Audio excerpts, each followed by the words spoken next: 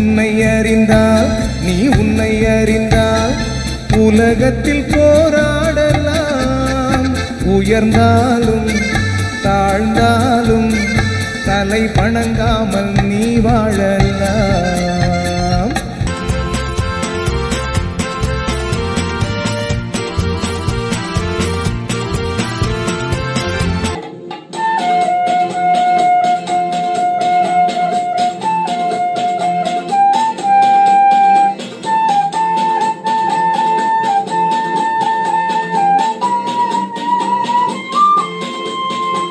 மானம் பெரியதென்று வாழும் மனிதர்களை மான் என்று சொல்வதில்லையா?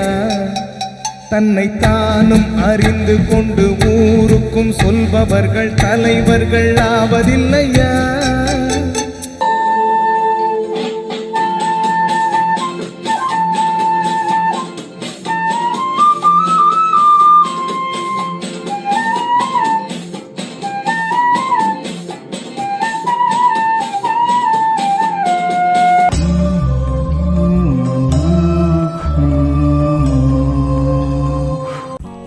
வணக்கம். நான் உங்கள் கவிஞர் வெற்றிவேந்தன் பேசுகிறேன். இது என்னுடைய 1800ஆம் கவிதைக்கான காணொளி பதிவு. இந்த புலனப்படத்தில் இது ஒரு வித்தியாசமான படம். தன் தலையிலிருந்து தன் முகபாகத்தை மட்டும் பிரித்து எடுத்து அதை தன் ஒரு கையில் வைத்துக்கொண்டு அந்த முகம் தன்னையே நோக்கி தன்னைத்தானே அறிந்து உணர்வதற்கான முயற்சியைப் போல் கொண்ட அந்த பாவத்தை அளிக்கும் ஒரு புகைப்படம். இந்த புகைப்படத்தை கண்டதும் தன்னைத்தானே அறிய முயலும் ஒரு மனிதனின் செயலாய் இது எனக்கு பட்டது. அந்த படத்தை கண்டதும் என் நெஞ்சில் உதித்த கவிதை. கவிதையின் தலைப்பு: ஈன்று இறக்குதல் அன்னை பொறுப்பு, தன்னை அறிதல் அவரவர் சிறப்பு. அன்னை மூலம் பிறந்தவரெவரும் தன்னைத்தானே அறிதல் அன்று, முன்னைப் பிறவியில் யாதாயிருந்தோமென்றே தெரிந்தால் யாரும் திகைப்போம் என்று. இன்றே கையில் உள்ளது நமக்கு, சென்ற நேற்று என்றும் வாரா. ஒன்றே புரிக அதையும் இன்றே புரிக, ஏனெனில் நாளைய நிச்சயம் யாரும் தாரா. கன்றும் பசுவும் ஓரினமாயினும் வாயும் வயிறும் என்றும் வேறே, நன்றும் தீதும் பிறர் தர வாரா. அவரவர் வினையே என்றே சொன்னார் அறிஞர் அன்றே.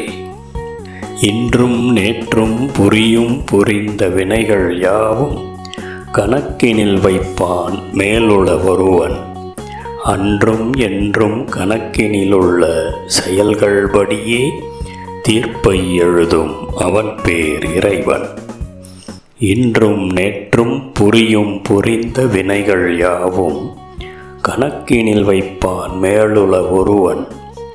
அன்றும் என்றும் கணக்கினிலுள்ள செயல்கள் படியே தீர்ப்பை எழுதும் அவன் பேர் இறைவன். நன்றி, வணக்கம். இது உங்கள் கவிஞர் வெற்றிவேந்தன்.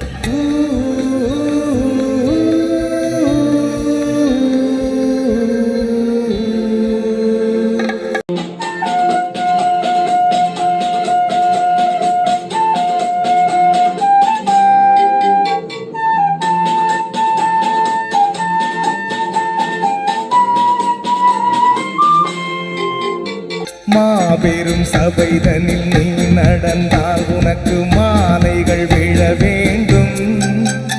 ஒரு மாற்று குறையாத மன்னவன் இவன் என்று போற்றி புகழ வேண்டும்.